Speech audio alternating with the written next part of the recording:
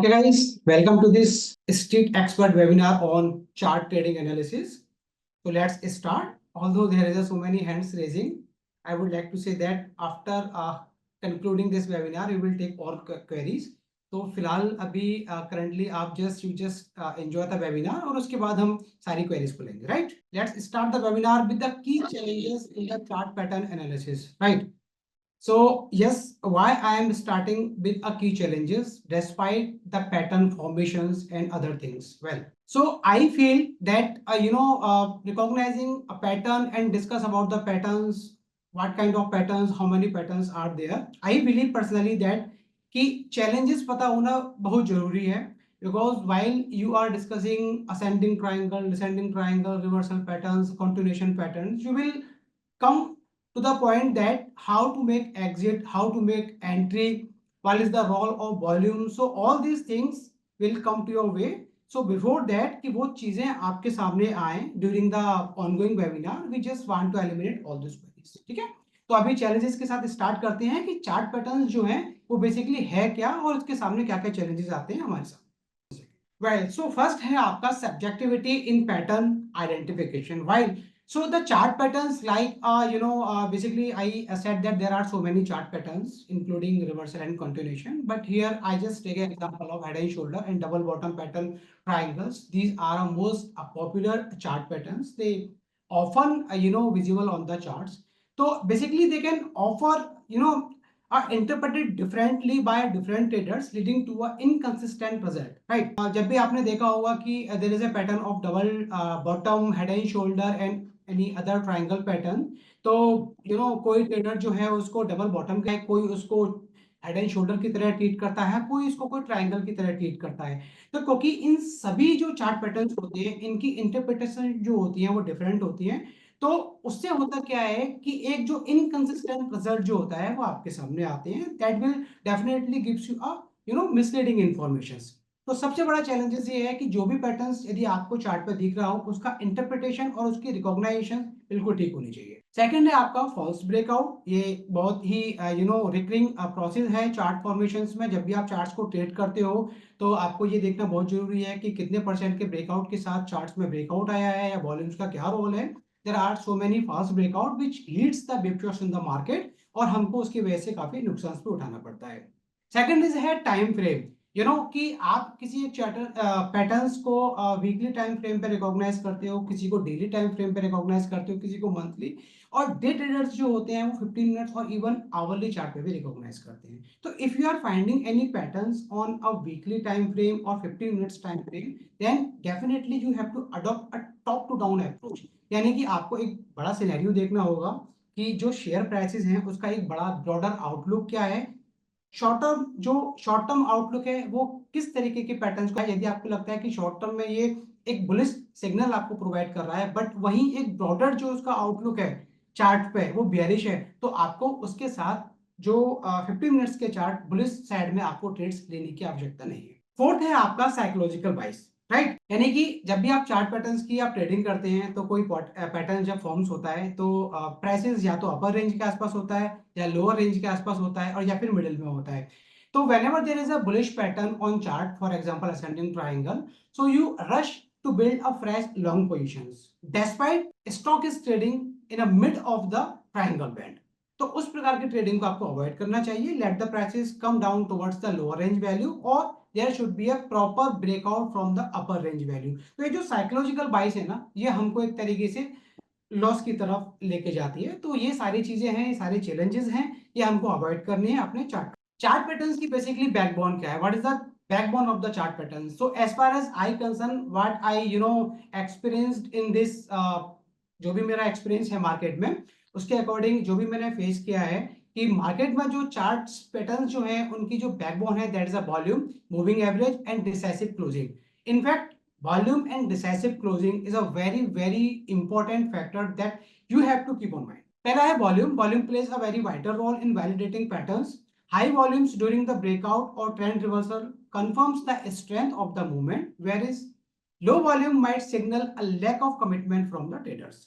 यानी कि जब भी ब्रेकआउट मार्केट में होता है, तो यदि वो एक अच्छे ब्रेकआउट, अच्छे वॉल्यूम्स के साथ नहीं है, तो that could be a signal that there is a less participation of the buyers. यानी कि वो ब्रेकआउट जो है वो फास्ट ब्रेकआउट हो सकता है, उस ब्रेकआउट पे आपको ट्रेडिंग नहीं करनी है। बट फिर भी आपको ट्रेडिंग करनी है, तो आपको पूरा पैसा उस ब्रेकआउट पे डिप्लॉय नहीं करना है। एक रिट्रेसमेंट के साथ, यानी कि ब्रेकआउट और उसके बाद यदि वो ब्रेकआउट पॉइंट को रिट्रेस करने के लिए शेयर आता है तो। सेकंड है आपका मूविंग एवरेज। ये बहुत ही प्रूवन स्ट्रेटेजी है। देखिए जब भी आप कोई ब्रेकआउट पे बाइंग, फॉर एग्जांपल के लिए कोई बुलिश पैटर्न को ट्रेड करते हैं, तो आपको ये श्योर करना होगा कि वो जो शेयर का प्राइसेस है वो 21 एक्सपोनेंशियल मूविंग एवरेज के ऊपर है या नहीं। यदि वो 21 एक्सपोनेंशियल की मूविंग एवरेज के ऊपर है, तो देयर विल बी एक added advantage to the bullish side, कि आप बुलिश साइड में अपनी पोजीशन को बिल्ड कर। 21 डे एक्सपोनेंशियल मूविंग एवरेज क्या होता है? एक इनिशियल हर्डल होता है। यदि इसके ऊपर प्राइसेस, ये समझा जाता है कि जो 21 दिन का जो एवरेज था, प्राइसेस ने उसको सरपास कर दिया है, and there will be a increasing heightened possibilities and probability of further bullishness in the prices। Third चीज जो होती है, that is a decisive closing. Normally लोग बाग क्या करते हैं, इस चीज को इग्नोर करते हैं कि ब्रेकआउट के ऊपर आपको ट्रेड कहां करना है। ब्रेकआउट के आपको ऊपर ट्रेड करना है कि ब्रेकआउट पॉइंट जो है, शेयर का प्राइसेस लगभग 2 से 3% की तेजी के साथ क्लोज होना चाहिए। यदि इतनी तेजी के साथ क्लोज नहीं हो रहा है, यदि वहां ब्रेकआउट भी है और वॉल्यूम्स भी आपको नजर आ रहे हैं, मूविंग एवरेजेस भी ऊपर है, बट एक डिसाइसिव क्लोजिंग नहीं है ब्रेकआउट के ऊपर, then you can understand there could be a dip show in days to come in the market. तो ये चीजें हैं, ये बैकबोन है चार्ट ट्रेडिंग की। हमने चैलेंजेस के, क्या चैलेंजेस हम फेस करते हैं चार्ट ट्रेडिंग में, हमने बैकबोन के बारे में बात करी। तो I believe volume, moving average and decisive closing, ये तीन फैक्टर्स ऐसे हैं जिनको शायद, यदि आप चार्ट ट्रेडर हैं, आप पैटर्न एनालिसिस करते हैं, तो कभी इग्नोर नहीं करने। मूविंग एट चार्ट की डेफिनेशंस की, how many kinds of charts are there. तो बेसिकली चार्ट्स होते क्या है? Chart patterns are formations created by the price movement of security on a chart. They basically help trader predict future price movement based on a historical behavior. तो हर जो chart होता है, basically there are so many chart patterns that we are going to discuss in next slide, and every chart patterns has a predictive value. Her chart patterns की एक predictive value होती है। Basically ये जो patterns होते हैं ना, reveal the psychology of market, ये मार्केट की साइकोलॉजी को रिवील करते हैं कि ट्रेडर फिलहाल अभी इस ट्रेडर अभी इस junction, it reveals the psychology of market. And you know chart trading और technical analysis is nothing but just reading the psychology of the market, right. क्या होने वाला है, ये आपको एक अर्ली सिग्नल दे देगा। किस कंपनी में यदि कुछ गलत होने वाला है, तो definitely there will be a selling in the market. तो वो न्यूज आने से पहले आपको चार्ट्स में रिवील हो जाए, क्योंकि स्टॉक मार्केट में हम कहते हैं ना, always sell the rumour buy the, sorry, buy the rumour sell the news, right. कि जब भी मार्केट में कोई रूमर्स होती है, मार्केट में कुछ इंसिडेंट घटने वाला होता है, तो वो आपको उसके चार्ट्स में रिवील हो जाता है, एक सेलिंग के साथ एक अच्छी वॉल्यूम। तो चार्ट बेसिकली क्या होता है, predominantly there are three kind of chart. पहला होता है आपका line chart, candlestick chart, bar chart. Apart from that there are so many heikin ashi, hollow charts, काफी सारे चार्ट्स होते हैं, बट ट्रेडर्स के बीच ये तीन कैटेगरी के चार्ट्स काफी पॉपुलर हैं, इनको हम स्टडी करेंगे आगे। तो सबसे पहला और मोस्ट इंपॉर्टेंट चार्ट जो चार्ट है, that is a candlestick chart, right. Basically ये जो कैटेगरी का जो चार्ट है, this is a most popular chart among the traders. Short term trader जो होते हैं ना, इंट्राडे और शॉर्ट टर्म जो स्विंग ट्रेडर्स होते हैं, इनके बीच कैंडलस्टिक चार्ट जो है वो काफी पॉपुलर है। रीजन इज दैट कि यहाँ एक प्रिडिक्शन, जो प्रिडिक्टिव वैल्यूज जो होती है ना, वो काफी आसान होती है, because it shows open high low close, four values ये आपको प्रोवाइड करता है। तो whenever there is a green candle on the chart, it shows closing price is a greater than opening price. So whenever there is a red candle on chart, it shows closing price is less than the opening price.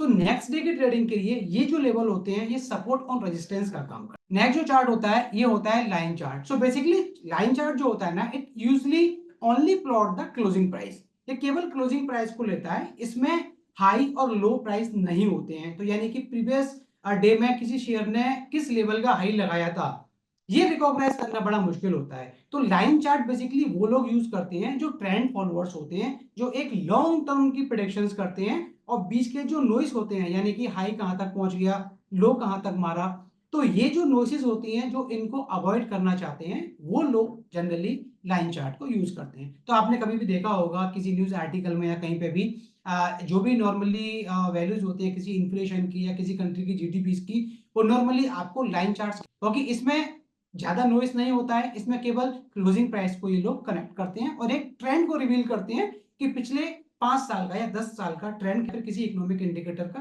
क्या रहा। Last is a bar chart. ये basically western analysis है, जैसे कि मैंने candlesticks जो है वो जापानीज एक एनालिसिस है। बाद में क्या हुआ था कि ये जो क्लासिकल जो analysis is a chart pattern, while candlestick pattern analysis is a Japanese technical research basically। तो बाद में जब भी ये सॉफ्टवेयर इवॉल्व हुए थे तो ये जो दोनों ही टेक्निक्स की इनको मिला के कुछ नई ट्रेडिंग एक्सप्लोर किया कि हम लोग कैंडलस्टिक्स के ऊपर चार्ट को एनालाइज करते हैं। तो ये जो बार चार्ट है बेसिकली जब कैंडलस्टिक्स मार्केट में नहीं यूज होता था, it is very very similar to a candlesticks. इसमें भी ओपन हाई लो क्लोज होता है, but currently it's a very less valuable to the market, तो हम बहुत ज्यादा वेटेज इसको देते नहीं। मूविंग अहेड, अब बात करते हैं बेसिक चार्ट पैटर्न्स की। तो गाइस जैसे कि there is a two kind of patterns in the market, right? First is a reversal pattern, second is a continuation pattern. So in this slide we will understand what are the reversal patterns. So reversal patterns basically indicate a change in the direction of trend, right? तो यदि reversal pattern आपको up trend में दिखाई देता है, it means up trend is about to end. और यदि reversal pattern आपको डाउन ट्रेंड में मिलता है तो it means a down trend is about to end. तो जो प्रोमिनेंटली जो मेजर जो पैटर्न्स हैं उसके बारे में हम डिस्कस करेंगे। फर्स्ट है आपका head and shoulder and inverted head and shoulder patterns. ये आपको देखने को मिलता है। तो जैसे कि हमने चैलेंजेस में आपकी बात की थी कि चैलेंजेस क्या क्या है, फास्ट ब्रेकआउट चैलेंजेस है, ब्रेकआउट्स है, इसका डिसेसिव क्लोजिंग है, जो कि हम चीजों पे ध्यान नहीं देते हैं। तो नॉर्मली क्या होता है आजकल की ट्रेडिंग में, स्मॉल टाइम फ्रेम्स पे भी आप पैटर्न्स को रिकॉग्नाइज करते हो, 15 मिनट के चार्ट पे, 1 घंटे के चार्ट पे। बट जो चीज हम भूल जाते हैं वो ये है कि if prices are making a head and shoulder pattern on hourly chart, it doesn't mean that there will be a negative for the prices. It could be that on a weekly chart or on a daily chart, prices could be a very critical horizontal support, right? तो मैंने वहां आपको बोला था कि आपको always top down approach को follow करना चाहिए, यानी को एनालाइज कर रहे हो तो पहले आपको उसका डेली चार्ट को एनालाइज करना है, फिर उसके बाद आपको आवरली चार्ट और फिर 5 मिनट के chart. It gives you a right signal about the chart patterns कि यदि कि डेली और वीकली चार्ट पे जो प्राइसेस होते हैं वो एक रेजिस्टेंस पे होते हैं, और 15 मिनट के चार्ट पे प्राइसेस आपको ये बताते हैं कि prices are about to explode. But आपने क्योंकि डेली चार्ट को एनालाइज नहीं किया होता है, तो according to the formation on a 15 minute chart you build a long position in stock, right? और उसके बाद क्या होता है, प्राइसेस गिरना स्टार्ट कर देता है। तो वहां आपके अंदर एक बायस क्रिएट होती है कि दैट यार we are using a chart patterns very effectively, but we are not getting a right signal. The thing is that the fact is that you are not adopting a right approach to deploy a right strategy. कि आपने patterns को analyse कर लिया, आपने patterns को recognise कर लिया, but जो एक अप्रोच होती है टॉप डाउन अप्रोच या बॉटम अप अप्रोच, वो आप उस अप्रोच को यदि फॉलो नहीं कर रहे हो तो definitely there will be a negative repercussions in your trading. तो हेड एंड शोल्डर पैटर्न को हम एनालाइज करते हैं। तो हेड एंड शोल्डर पैटर्न्स में नॉर्मली क्या होता है, कभी कभी कोई लोग इसको डबल बॉटम ट्रिपल बॉटम भी समझ लेते हैं। क्या होता है, ये डिसेंडिंग ट्रायंगल टाइप भी लगता है, क्योंकि इसके जो बॉटम्स होते हैं वो फ्लैट होते हैं और जो इसके जो टॉप्स होते हैं वो डिक्लाइनिंग होते हैं। तो यहाँ आपको वॉल्यूम्स को एनालाइज करना बहुत जरूरी होगा। तो basically a head and shoulder pattern is a bearish reversal pattern signaling the end of an uptrend, while the inverted head and shoulder pattern is a bullish reversal pattern which indicates the end of a bearish trend. तो यदि head and shoulder pattern आपको यदि up trend में देखने को मिलता है, it means कि अप ट्रेंड अब एंड होने वाला है, यहां से अब बेयरिश फेज स्टार्ट हो जाएगा। तो आप ब्रेकआउट का ब्रेकआउट होता है वहां आप सेल साइड की पोजीशन बना सकते हैं, या फिर यदि कोई स्टॉक आपके पोर्टफोलियो में है तो उस स्टॉक को आप लिक्विडेट करके चल सकते हैं। Similarly inverted head and shoulder pattern होता है, और इस प्रकार का जो पैटर्न होता है आपको नॉर्मली डाउन ट्रेंड में देखने को मिलता है। बट अगेन मैं ये कहना चाहूंगा, जो पैटर्न्स होते हैं ना, ये जरूरी नहीं कि आपको head and shoulder up trend में मिलेगा या फिर इन्वर्टेड हेड एंड शोल्डर आपको डाउन ट्रेंड में। ये भी पॉसिबल है कि इन्वर्टेड हेड एंड शोल्डर आपको डाउन ट्रेंड में और इन्वर्टेड हेड एंड शोल्डर आपको अप ट्रेंड में मिल सकता है। बट याद रखिए इंटरप्रिटेशन जो होती है इनकी वो सेम रहती है, पोटेंशियल थोड़ी सी कम हो जाती है। ये अच्छा होता है कि यदि हेड एंड शोल्डर पैटर्न जो है आपको यदि अप ट्रेंड में मिलता है तो उसकी पोटेंशियल बहुत इंक्रीज हो जाती है, राइट। और इन्वर्टेड हेड एंड शोल्डर आपको यदि डाउन ट्रेंड में मिलता है तो उसकी भी पोटेंशियल काफी इंक्रीज हो जाती है, बट इंटरप्रिटेशन जो होती है उनकी ऑलमोस्ट सेम रहती है। और इसका सही तरीका है कि या तो आप ब्रेकआउट पे ट्रेड करिए, या फिर जब भी आपका राइट शोल्डर फॉर्म हो रहा हो और आपको देखने को मिल रहा हो कि वॉल्यूम्स एकदम से इंक्रीज हो रहे हैं, तो ये एक अर्ली सिग्नल होता है कि यहाँ पे नेकलाइन का ब्रेकआउट की जो पॉसिबिलिटीज है वो 90% है। तो वहां पे आप 50% और 40% अमाउंट के साथ ट्रेड ले सकते हैं, और ब्रेकआउट होने पे आप 100% अमाउंट के साथ ट्रेड ले सकते हैं। Next is a double top and double bottom formation. It is also like a head and shoulder kind of pattern. जैसे कि देखिए आप इस पैटर्न को यदि आप देख पाएंगे तो it is also forming a sort of double bottom double double triple top, right. So आप यदि इसको देखें तो it is also forming a sort of double bottom, right. तो ये पैटर्न्स ऑलमोस्ट सिमिलर चैलेंजेस में पड़ा था कि आपकी जो वैलिडिटी होती है टाइम फ्रेम की, आपकी जो सब्जेक्टिविटी होती है, ये काफी चैलेंजिंग होती है। तो पैटर्न्स को recognize, it is very crucial to understand the volume behaviour behind this patterns, right. तो आपको वॉल्यूम्स का काफी रोल है इसमें, वॉल्यूम्स को आपको काफी डीपली एनालिसिस करना होगा कोई भी पैटर्न या फॉर्म हो रहा हो। तो बेसिकली डबल बॉटम और डबल टॉप पैटर्न्स होते क्या है? ये pattern that signals are reversal after two attempts to breach a price level. यानी कि देखिए डबल बॉटम पैटर्न बना, ये एक बुलिश सिग्नल होता है, बट आपको ट्रेड कहाँ लेना है? या तो आपको ट्रेड लेना है आपके prices, if prices are trading around second bottom, और there is a breakout from the neck and resistance. ये दो क्राइटेरिया है जहां पे आपको ट्रेड लेना है। बेसिकली आई प्रेफर कि बाय ऑन डिक्लाइन की स्ट्रेटेजी को मैं अडॉप्ट करूं, क्योंकि यहां से रिस्क रिवार्ड आपके फेवर में होता है। यदि इन केस यदि जो पैटर्न है वो इनवैलिडेट भी होता है और डाउनसाइड में कोई ब्रेकआउट होता है, तो आपकी जो लॉस की प्रोबेबिलिटी है वो आपके फेवर में होती है, बट बहुत कम फेवर में होती है, 2 या 3% का लॉस होता है। वहीं आपकी जो गेन की प्रोबेबिलिटी होती है वो 8 से 10% के आसपास। Similarly, there is a triple top, triple bottom formation similar to double top and double bottom. यहाँ ट्रिपल एक लेवल को प्राइसेस ने 3 बार टेस्ट करने की कोशिश, और 3 बार टेस्ट करने के बाद प्राइसेस यदि डाउन साइड में ब्रेकआउट देता है, तो इट मींस ये कि जो 3 बार जो लेवल टेस्ट हुआ है उसकी पोटेंशियल बहुत इंक्रीज है, that's a very crucial resistance. उसके ऊपर यदि प्राइसेस निकलेगा तो definitely there will be a very heightened buying in the market. अब आता है आपका कंटिन्यूएशन पैटर्न। अभी तक जो हमने बात की that is the reversal patterns. Reversal patterns को ट्रेड कर बताया कि आपको ब्रेकआउट पे बाइंग करना है, और जब भी ब्रेकआउट जो होते हैं एक अच्छे वॉल्यूम के साथ होते हैं तो आपको लिक्विडेशन करनी है अपने स्टॉक्स की। Now let's discuss about the continuation pattern. So basically there are so many continuation patterns, but main patterns are triangles, and there are few triangles like a symmetrical, ascending and descending. So let's discuss about the symmetrical triangle. तो basically symmetrical triangles होते क्या हैं?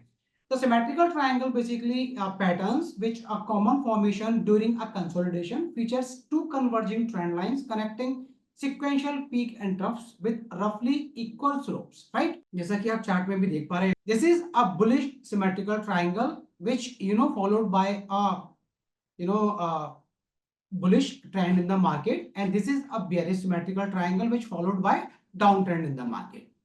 तो यदि यहाँ पे कोई triangle, basically triangles को ट्रेड करने का सबसे बेस्ट तरीका ये होता है कि ब्रेकआउट में या फिर लोअर रेंज या अपर रेंज में पोजीशन बनाई जाती है एज कंपेयर एज वॉल्यूम्स को ध्यान में रखते हुए, with keeping volumes in mind, right. But होता ये है कि जब whenever there is a symmetrical bullish symmetrical triangle on graph preceded by a very good bullish trend, तो probability to take breakout on the higher side always remains in your favor. तो normally क्या होता है, कुछ traders long positions create करते हैं despite knowing that prices are trading at what juncture. तो I usually prefer कि यदि भी आपको कोई बुलिश सिमेट्रिकल ट्राइंगल को प्ले करना है तो सबसे प्रेफर्ड स्ट्रेटेजी रहती है कि लोअर रेंज वैल्यू के आसपास आप उसको ट्रेड करें यदि वो बुलिश है, राइट। ब्रेकआउट पे भी यदि आप 30% अमाउंट के साथ डिप्लॉय करें अमाउंट को, क्योंकि ट्रेंड लाइन को रीटेस्ट करने के लिए शेयर आता ही आता है, 50% अमाउंट आपको वहां डिप्लॉय करना है। सिमिलरली बेयरिश सिमेट्रिकल ट्रायंगल होता है, यानी कि जब भी बेयरिश ब्रेकआउट होता है तो ब्रेकआउट जो है अपना लिक्विडेशन स्टॉक का करना है, और जब वो रिट्रेसमेंट करने के लिए आता है तो नॉर्मल पोजीशंस को आपको वहां डिप्लॉय करनी है। यानी कि बेयरिश सिमेट्रिकल ट्रायंगल में तो क्या होता है कि आप सारी पोजीशंस को आप एक ब्रेकआउट पर भी डिप्लॉय करके चल सकते हैं। यानी कि लिक्विडेट करके चल सकते हैं। I mean bullish asymmetrical triangle में आपको क्योंकि एक्यूमुलेट करना है तो फंड को आप डिप्लॉय करके चल सकते हैं। वॉल्यूम्स का काफी बड़ा रोल होता है यहाँ पे, ध्यान रखिए, क्योंकि वॉल्यूम्स का सारे ही चार्ट पैटर्न्स में रोल होता है। डिस्कस किया, वॉल्यूम इज अ की, is a backbone of a chart pattern analysis, right, जो कि वेरी बहुत ही कम रिगार्डेड एक इंडिकेटर होता है वॉल्यूम। हम टेक्निकल्स में नॉर्मली जो नविश ट्रेडर्स होते हैं, for them volumes indicator is a very less regarded indicator. सारे इंडिकेटर्स होते हैं ज्यादा फोकस करते हैं, बट रियल जो एक्सपीरियंस चार्ट पैटर्न जो एनालिस्ट होते हैं वो normally pay focus on open interest and volumes, right? So let's discuss about the ascending triangle. So ascending triangle is a bullish formation. Matter not where it is forming. Normally it forms in near the uptrend. Uptrend में ये formation बनती है और इसका जो होता है continuation of a ongoing pattern, right? कि अभी जो प्रीवियस जो ट्रेंड अप था उसका एक तरीके से मार्केट में कंटिन्यूशन होगा, इसकी इंटरप्रिटेशन होती है।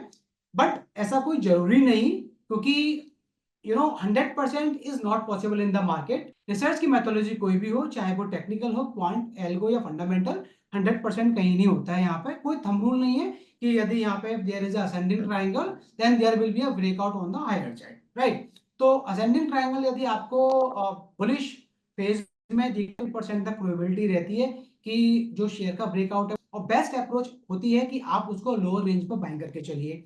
If you are finding ascending triangle in a down trend, the interpretation remain same, interpretation same ही रहेगी। डाउन ट्रेंड में भी यदि आपको असेंडिंग ट्रायंगल मिलता है, it means the probability of U turn from the current junction will be in your favour, यानी कि प्राइसेस वहां से ऐसी प्रोबेबिलिटी आपके फेवर में रहेगी।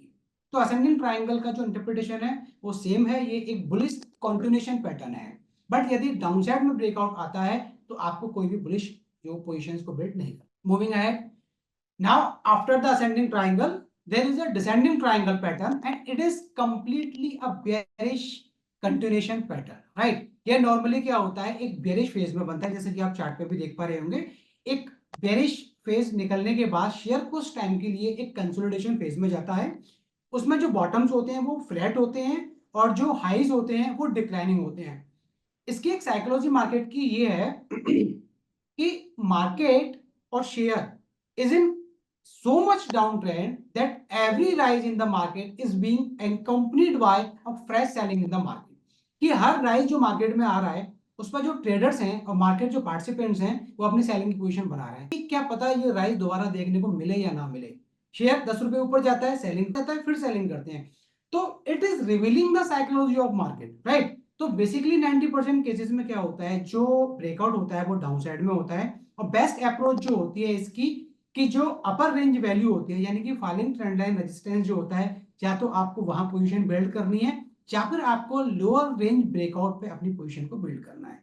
वॉल्यूम्स अगेन अगेन इस पैटर्न में भी आपको वॉल्यूम्स के ऊपर अटेंशन पे करना है कि वॉल्यूम इंक्रीज हो रहे हैं या नहीं हो रहे हैं। If there is a no हलचल in the volume means there is a no participation from the fresh sellers, it means there could be a whip show in the market, यानी कि जो ब्रेकआउट है वो फॉल्स हो सकता है और आपको नुकसान लगने की प्रोबेबिलिटी ज्यादा। तो कुछ पैटर्न्स ऐसे भी होते हैं कंटिन्यूएशन में, जैसे कि फ्लैग्स हैं, पिनेंट्स हैं, रेक्टेंगल्स हैं, ये सारे जो होते हैं वो कंटिन्यूएशन पैटर्न्स होते हैं। पिनेंट फॉर्मेशन जो होता है it looks like a symmetrical triangle. Difference केवल इतना होता है कि जो पिनेंट्स फॉर्मेशन होती हैं वो 1 हफ्ते से 4 हफ्ते के लिए ड्यूरेशन वैलिड होता है। वहीं जो सिमेट्रिकल ट्रायंगल होती है वो लगभग 1 साल तक के लिए भी, 3 महीने से 1 साल तक के फेज में भी जा सकता है। तो ये बहुत ही आपको डेली चार्ट पे, आपको 1 घंटे के चार्ट पे, आपको 4 आवर्स के चार्ट पे इस प्रकार के फॉर्मेशन देखने को मिलेंगे। और फ्लैक्स पिनेंट्स को नॉर्मली जो डे ट्रेडर्स होते हैं वो ज्यादा यूज करते हैं। रेक्टेंगल्स एक प्योर कंसोलिडेशन होता है, it looks like a double top and triple top patterns. और इसका भी जो तरीका होता है ट्रेड करने का वही होता है, या तो लोअर रेंज, यदि एक अप ट्रेंड के बाद आपको कोई रेक्टेंगल दिखे तो आप कोशिश करिए कि लोअर रेंज पे या फिर अपर रेंज के ब्रेकआउट पे एक अच्छे वॉल्यूम के साथ यदि ब्रेकआउट आता है तो उस ब्रेकआउट पे आपको ट्रेड करना। Now there is advance chart patterns, और एडवांस चार्ट पैटर्न्स में and handle and rounding top and rounding bottom patterns. तो बेसिकली आपको इस handle, rounding bottom, rounding top kind of patterns आपको यूजुअली ग्राफ्स पे देखने को मिलती है। But the thing is that are we effectively analyzing that patterns or not, क्योंकि we always ignore the duration of the pattern. एक जो pattern होता है उसकी एक ड्यूरेशन होती है कि उसको बिल्ड करने में 3 साल लगाता है, 2 साल लगाता है। कभी भी कोई पैटर्न जो होता है उसकी एक सब्जेक्टिव जो डेफिनेशन होती है, यानी कि कुछ लोग ऐसे होते हैं जो 1 घंटे के चार्ट पे भी राउंडिंग बॉटम को और राउंडिंग टॉप को फाइंड कर लेते हैं। I mean that's a completely a sign of बिपशोस गेटिंग राइट। तो आपको उस प्रकार की ट्रेडिंग को अवॉइड करना है। ये जो एडवांस चार्ट पैटर्न्स होते हैं ये यूजुअली वीकली और डेली डेली टाइम फ्रेम्स पे आपको नॉर्मली देखने को मिलेंगे। आप ये 15 मिनट आवरली और 4 घंटे के चार्ट्स पे इसको देखने की कोशिश ना करें राइट। तो कप एंड हैंडल जो पैटर्न होता है, this is a bullish continuation pattern resembling a cup followed by a small consolidation. इसको हैंडल भी बोल सकते हैं बिफोर अ ब्रेकआउट राइट। इसमें जब एक हॉरिजॉन्टल रेजिस्टेंस इसमें होता है, हॉरिजॉन्टल रेजिस्टेंस के ऊपर जब प्राइसेस निकलता है एक मिनिमम टारगेट डिस्टेंस जो होती है, एक वर्टिकल डिस्टेंस जो हैंडल की होती है, वो ब्रेकआउट पॉइंट से हम एक वर्टिकल डिस्टेंस को तय करते हैं, वो उसके मिनिमम टारगेट्स होते हैं। तो कप एंड हैंडल जो पैटर्न होता है इनकी एक्यूरेसी जो होती है वो बहुत हाई होती है। राउंडिंग टॉप राउंडिंग बॉटम्स की जो एक्यूरेसी होती है बहुत हाई होती है, but always try to ignore such kind of patterns on hourly और 15 मिनट चार्ट्स।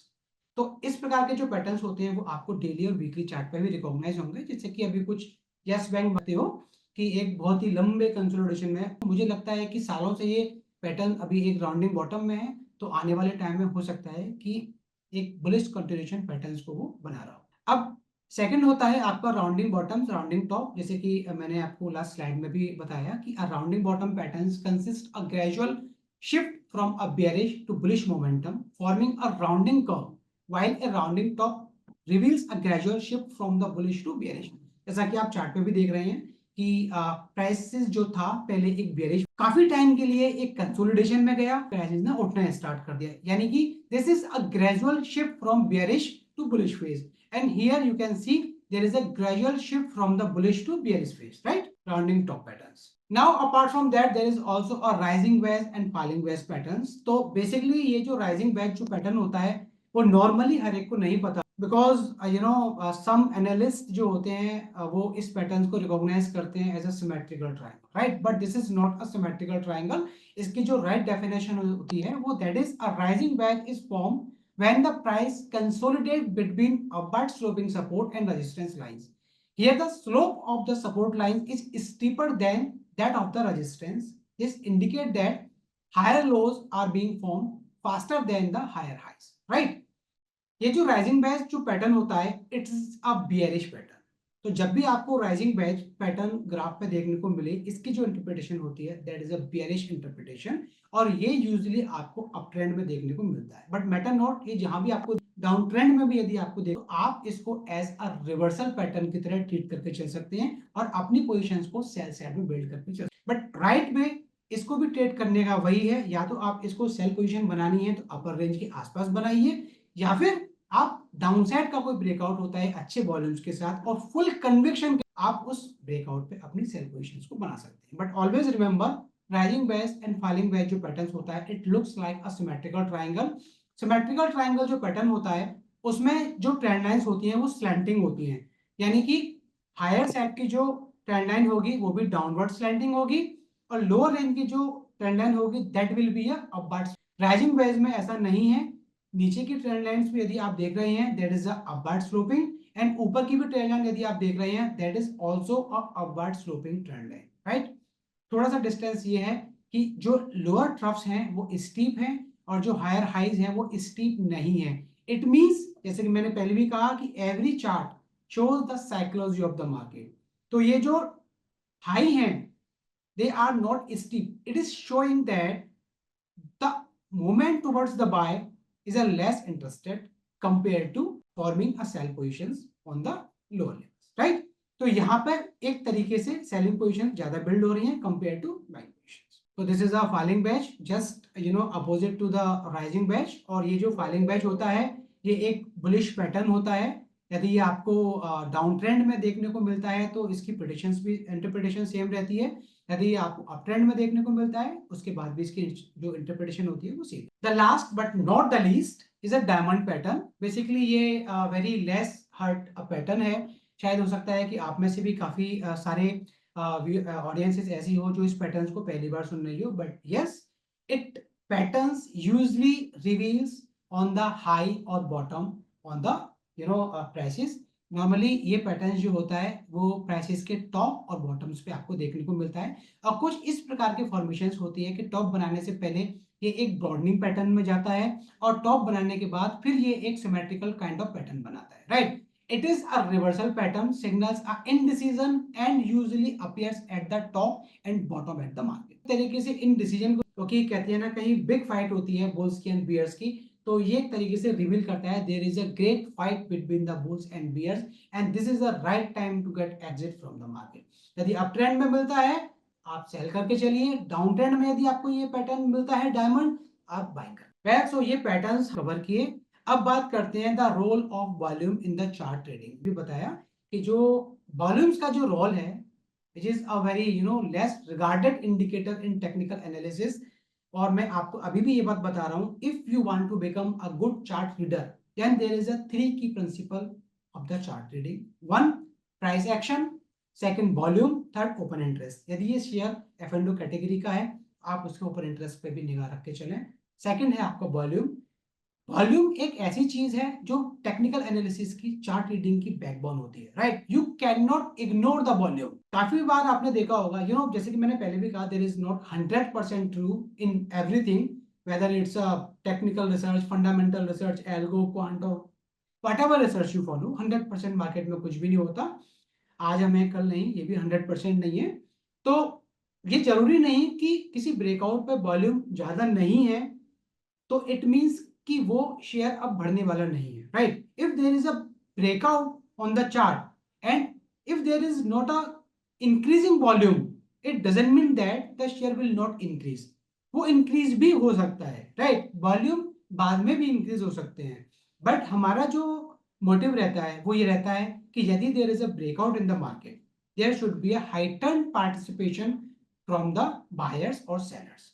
यदि अपसाइड में ब्रेकआउट है तो बायर्स की तरफ से अच्छा खासा पार्टिसिपेशन होना चाहिए, यदि डाउन साइड में ब्रेकआउट है तो सेलर्स की तरफ से अच्छा खासा पार्टिसिपेशन मार्केट में होना चाहिए, राइट। तो वॉल्यूम्स को एनालाइज करते हैं। तो volume is a essential tool in the chart pattern trading because it provide critical insight into the strength and validity of price movement. Traders often combine volume analysis with chart patterns to confirm breakout and reversals, avoid false signal, gauge market participation and sentiments। In volume नहीं है तो आपको थोड़ा सा ignore कर दीजिए positions को बनाने के लिए, क्योंकि there could be a false signal, there could be a pip show in the market, right. Although मैं एक तरीके से आपको रिवील नहीं कर सकता क्योंकि how to trade the volume, इसके ऊपर एक बहुत बड़ी बुक है, आपको पूरी बुक पढ़नी पड़ेगी कि कैसे हम वॉल्यूम्स को टेक्निकल एनालिसिस में और स्पेशली चार्ट पैटर्न एनालिसिस में, प्राइस एक्शन एनालिसिस में हम वॉल्यूम्स को यूज कर सकते हैं, और उसको यूज करने से कैसे हम अपनी एक्यूरेसी को, हमने अपनी कंसिस्टेंसी को इंक्रीज करके चल सकते हैं। अब बात आती है कि management and entry exit strategies, right. कि there could be after analyzing chart on a daily basis, I would say that ki if you are really wants to become a good chartist then definitely at least 500 charts you have to see in the market time during, right। Nifty 500 के charts तो आपको 9:15 से 8:30 तक देखने ही देखने चाहिए यदि आप एक अच्छा चार्ट एनालिस्ट बनना चाहते हैं, राइट। अब ये करने से होगा ये कि you will be a good to recognise chart, आप what kind of pattern is becoming on the chart, but the thing is that where to build a position, this is a very critical. If you are analysing there is a inverse head and shoulder, there is a ascending triangle, there is a descending triangle, but thing is that where to build a position, right। और target पे चलने चाहिए। तो position entry exit का मैंने always आपको बताया कि if for example there is ascending triangle pattern, so try to build a positions on a lower range value. Lower range पे आप हमेशा पैटर्न्स को अपनी पोजीशंस को बिल्ड करने की कोशिश करें, बट एनी हाउ यदि लोअर रेंज पे आपकी एंट्री छूट जाती है तो बाद में रिकॉग्नाइज हुआ कि ये असेंडिंग ट्रायंगल बना रहा है और वहां से प्राइसेस बढ़ जाते हैं और बीच में आ जाते हैं, क्योंकि कोई भी ट्रायंगल होता है तो उसकी एक अपर रेंज होती है, एक लोअर रेंज होती है और एक मिड रेंज होती है। तो if prices are trading in mid range make sure that you are not going to build any positions from a better risk reward point of the view. यदि कोई stock अपनी रेंज के बीच में trade कर रहा है तो वहां से प्रोबेबिलिटी इधर साइड मूवमेंट की, अप साइड डाउन साइड की आपके फेवर में होगी। तो उस केस में let the prices come down towards the lower range value और let the prices move above the upper range value. बीच में आप पोजीशन थोड़ा सा इग्नोर कर सकते हैं क्योंकि वहां आपका जो रिस्क रिवार्ड है वो आपके फेवर में नहीं होगा, वो आपका रिस्क रिवार्ड थोड़ा सा इंक्रीज होगा। अब आपको ब्रेकआउट्स को कैसे बाय करना है, तो ब्रेकआउट को बाय करने के दो तरीके होते हैं। पहला तो यदि वॉल्यूम कंफर्म कर रहा है कि हाँ there is a good breakout, then let the prices move above 3% from the breakout point. यदि 100 रुपए के आसपास किसी शेयर में ब्रेकआउट आया है तो प्राइसेस को सस्टेन करने दीजिए 103 रुपए के ऊपर, उससे नीचे आपको पोजीशन नहीं बनानी है, राइट? क्योंकि हम ऑलवेज एक चीज को फॉलो करते हैं, closing with a full conviction.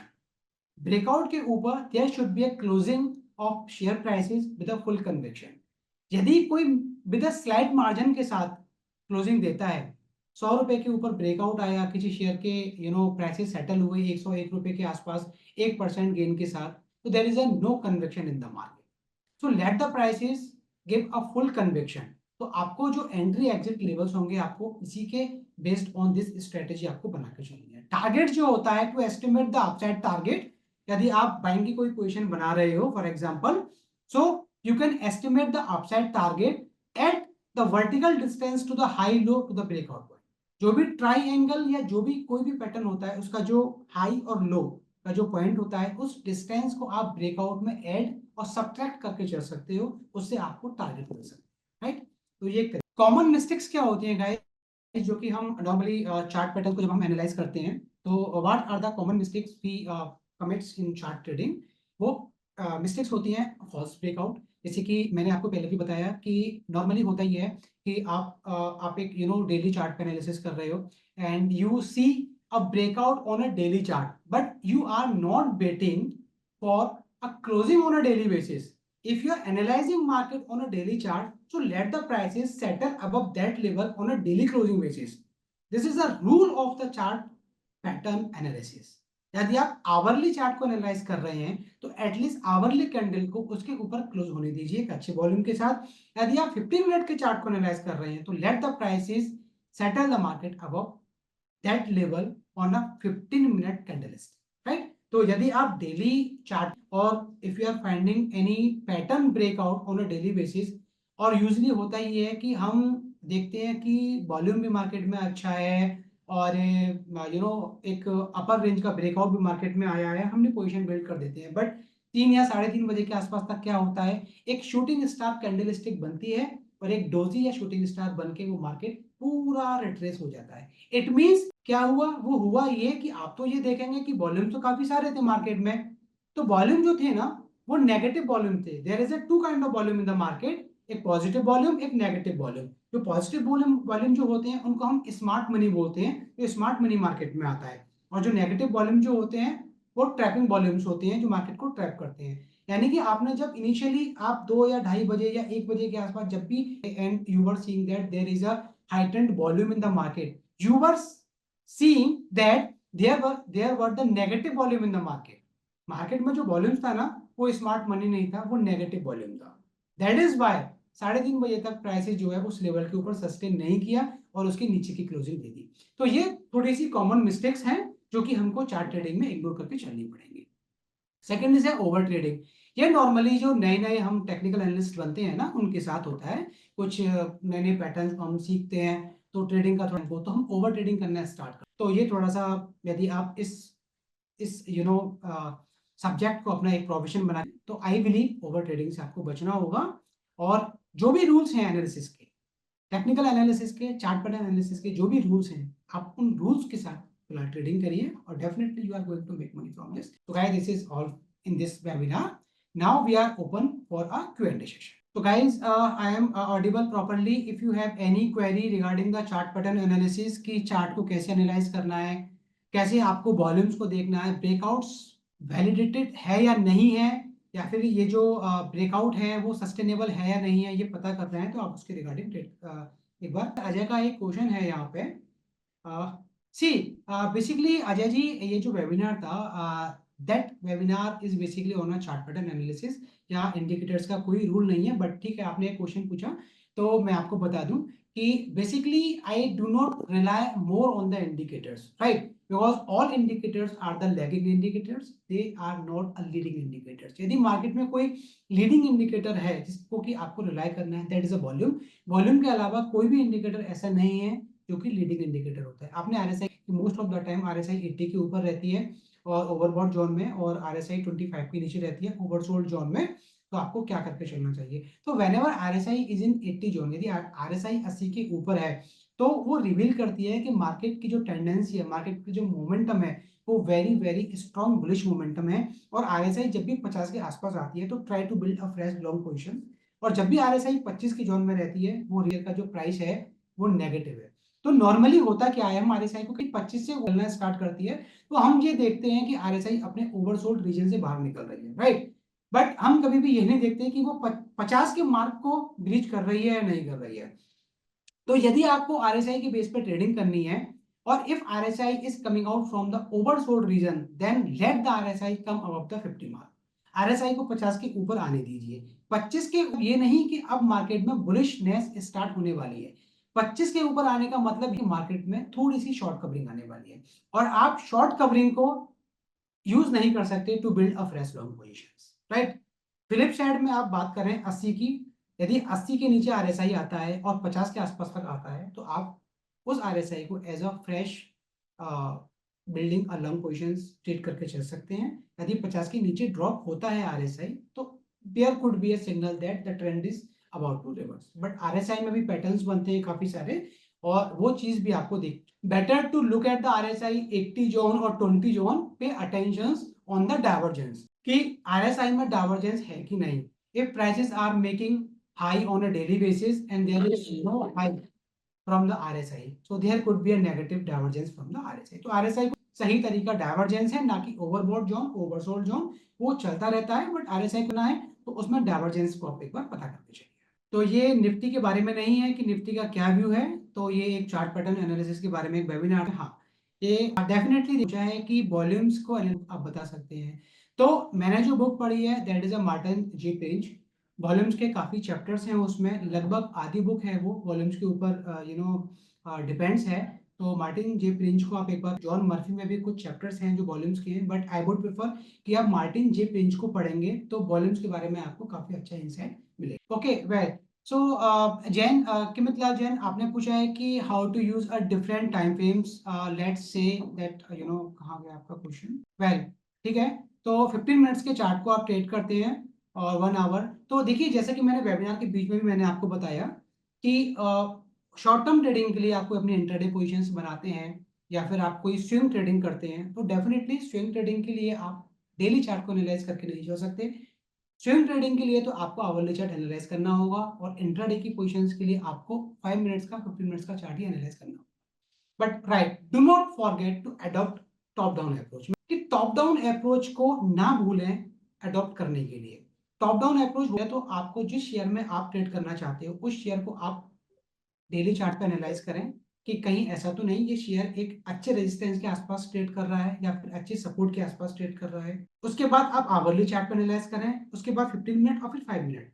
क्योंकि यदि आप 15 मिनट के चार्ट पे एनालाइज करके कोई एंट्री लेते हैं, लेट फॉर एग्जांपल के लिए, मैंने पहले भी आपको बताया वेबिनार में कि यदि आप 15 मिनट के चार्ट पे कोई पैटर्न यदि आप रिकॉग्नाइज करते हैं, फॉर एग्जांपल असेंडिंग ट्राइंगल, और you are going to build a long positions based on ascending triangle becoming on a 15 minutes chart, what happens, daily chart पे वो एक अच्छे रेजिस्टेंस के पास है। और यदि वो डेली चार्ट पे एक अच्छे रेजिस्टेंस के पास है तो ये ऑब्वियस है कि डेली चार्ट का जो रेजिस्टेंस है that will be a very crucial, very vital to be taken out, right. तो होगा ये कि आप इंट्राडे में 15 मिनट्स के चार्ट पे पोजीशंस तो बना लेंगे, बट 3.5 शेयर का प्राइस नीचे आ जाए और आपका स्टॉप लॉस ट्रिगर हो जाए। तो सबसे अच्छा जो तरीका है वो यही है कि आप पहले डेली चार्ट देखें कि उस जो भी शेयर में आप ट्रेड लेना चाहते हैं, 15 मिनट्स के चार्ट पे आपको सिग्नल मिला कि देखिए डेली चार्ट पे वो शेयर किसी रेजिस्टेंस के पास तो नहीं है, किसी अच्छे मूविंग एवरेज के पास तो नहीं है। यदि है, avoid taking any long position. यही एक तरीका है अवॉइड करने का। देखिए बुक्स के बारे में मैं ऑलरेडी बता चुका हूँ कि जो बिगनर्स हैं उनके लिए जॉन मर्फी, मार्टिन जी प्रिंच, ये दो बुक्स हैं। कैंडलस्टिक्स स्टीव जे निसन्स की एक बुक है, that's a very very good book, उसको आप एक बार रीड करके चल सकते। देखिए चार्ट प्रैक्टिकली आप कैसे, if you want to become a very good chartist, तो मेरी तरफ से रिकमेंडेशन ये है एटलीस्ट निफ्टी 500, निफ्टी 500 के चार्ट आपको daily. Now you are thinking that की chart how can be see, right, you have to, यानी आई मीन आपके 500 कंपनियों के चार्ट डेली बेसिस पे आपको देखने पड़ेंगे, because if you are watching the 500 companies on a daily basis, then you will be able to fetch only 25-30 companies, कि 25 से 30 कंपनियों में भी कोई ऐसी स्टॉक शेयर होंगे जिनमें कोई पैटर्न्स आपको रिकॉग्नाइज मिलेंगे, राइट। तो मैं अभी भी अपने चार्ट पैटर्न्स में लगभग 500 से 600 कंपनीज को डेली एनालाइज करता हूं, तो if I can do that then on a beginning basis you can also do that, right. तो सबसे जितना आप चार्ट्स पर फोकस करोगे, जितने चार्ट्स आप ज्यादा देखोगे, आपके ड्रीम्स में भी चार्ट्स आना स्टार्ट हो जाए, तो आप समझ लीजिए कि you are moving towards to become a very good chartist, right. या डेफिनेटली ये वेबिनार काफी लंबा हो जाए, ट्रेडिंग व्यू पे आपको एक एक पैटर्न्स को एनालाइज करके बताऊंगा, और स्लाइड्स में छोटे छोटे पैटर्न्स भी डाले हुए थे ताकि आप उस चीज को समझ जाओ। बेसिकली मेरे कहने से आप एक बार हिंडाल्को का chart, and that company is making a sort of inverted head and shoulder pattern and simultaneously triple top, right. तो जैसा कि मैंने आपको बताया ना कि subjectivity of chart patterns matters, तो हिंडाल्को के चार्ट को यदि आप देखेंगे तो वो सब्जेक्टिविटी वाला फैक्टर्स आपके बीच में आएगा, क्योंकि इन्वर्टेड जो हेड एंड शोल्डर है वो यूजली डाउन ट्रेंड में बनता है, बट हिंडाल्को में वो पैटर्न अभी अप ट्रेंड में बन रहा है। तो आप उसको कैसे ट्रीट, को ट्रिपल टॉप लेंगे या फिर आप उसको इन्वर्टेड हेड एंड शोल्डर लेंगे, इट डिपेंड्स। यहाँ वॉल्यूम का जो प्राइस गेन हुआ था उसमें हिंडाल्को में कितनी अच्छी वॉल्यूम्स आई थी। देखिए एमएसीडी वगैरह वगैरह के बारे में एक अच्छा इंडिकेटर है, बट मैं बहुत ज्यादा अटेंशन पे नहीं हूँ, बट यदि एमएसीडी आपको जानना है तो यू जस्ट पे अटेंशन ऑन अ क्रॉसओवर्स। जब भी एमएसीडी लाइन सिग्नल लाइन को ब्रीच करती है, हिस्टोग्राम जीरो के ऊपर होता है, तो आप अपनी buy side, but again I would like to focus on the chart patterns, कि मैं इंडिकेटर्स को बहुत ज्यादा जो कहते हैं कि आई मीन रिस्पेक्ट तो मैं हर चीज को देता हूँ, बट मैं लेस प्रेफरेंस देता हूँ इंडिकेटर्स को। मेरा जो फर्स्ट प्रेफरेंस होता है वो चार्ट पैटर्न्स ही होता है, और हर चार्टिस्ट का एक फर्स्ट प्रेफरेंस जो होता है वो प्लेन वनीला चार्ट को एनालाइज करने का होता है, और उसको मजा भी नहीं आता ये सारे इंडिकेटर्स लगा के ट्रेड करने। See best time frame depends on you. यदि आप इंट्राडे ट्रेडर्स हैं तो 15 मिनट का चार्ट मुझे लगता है कि बेस्ट है, आप उससे नीचे ना जाएं। इनिशियल बेसिस पे काफी सारे लोग होते हैं जो 1 मिनट 3 मिनट के भी चार्ट पे एनालाइज करते हैं, वो स्कैल्पर्स होते हैं, और अभी हम उस लेवल पे आप नहीं पहुंच सकते। तो बेटर है कि इंट्राडे के लिए 15 मिनट का चार्ट यूज करें, और स्विंग ट्रेडिंग के लिए आप 1 घंटे का चार्ट यूज करें। और यदि आप पोजीशन थोड़ा सा बड़ा बनाना चाहते हैं, यानी कि 15 से 20% वाला मूव लेना चाहते हैं, तो आप डेली चार्ट पैटर्न्स को एनालाइज करें। देखिए वॉल्यूम्स के बारे में मैं ऑलरेडी बता चुका हूं, मार्टिन जी प्रिंच की बुक को आप रीड करके चल सकते हैं। So guys, apart from that, any other questions on the chart patterns? Then we have to wind up this webinar. Anjali आप काफी सारी बुक्स हैं, आपको अमेजोन पे भी मिल जाएंगी, और काफी सारी वेबसाइट्स भी हैं। उन वेबसाइट्स से भी आप ये जो ऑथर्स हैं इनके नाम डाल के सर्च भी कर सकते हैं, तो वहां से आपको ये पीडीएफ में अवेलेबल भी हो जाएगी। Right, so guys, now I am winding up this presentation and this webinar. I hope कि आपने काफी कुछ सीखा होगा, and definitely I will extend the way we trade in a daily basis on a for a swing trading basis, कि technicals को और कैसे आगे बढ़ाया जाए, कैसे कैसे नए वेबिनार्स लेके आए जाएं। हम आगे फर्दर एक इंफॉर्मेटिव वेबिनार, बट इस वेबिनार में अभी फिलहाल इतना ही। So see you in next webinar. Thank you all for joining this webinar. Thank you very much all.